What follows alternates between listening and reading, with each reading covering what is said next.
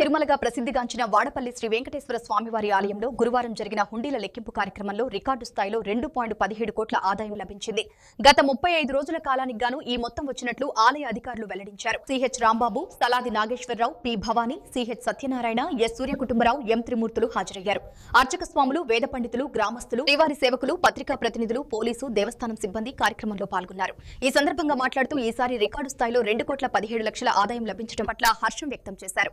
దేవస్థానం పాలక మండలి చైర్మన్ ముదునూరి వెంకటరాజు మాట్లాడుతూ భక్తుల సహకారంతో ఆలయంలో మరిన్ని అభివృద్ధి కార్యక్రమాలు చేపట్టామని తెలిపారు. ఓం నమో వెంకటేశాయ నమః. ఆత్రేయపురం మండలం వాడపల్లి గ్రామంలో వేయించేస్తున్న స్వయంభూ వెంకటేశ్వర స్వామి ఆలయంలో ఈ రోజున మరి హుండీలు తెరవగా 35 రోజులకు గాను 2,17,83,358 రూపాయలుగా రావడం జరిగింది. అలాగే బంగారం 42 గ్రాములు 400 మిల్లీగ్రాములు, వెండి 1 కేజీ 240 గ్రాములు వచ్చింది. మరియు 13 దేశాల నుండి 73 విదేశీ కరెన్సీ నోట్లు కూడా వచ్చినాయి.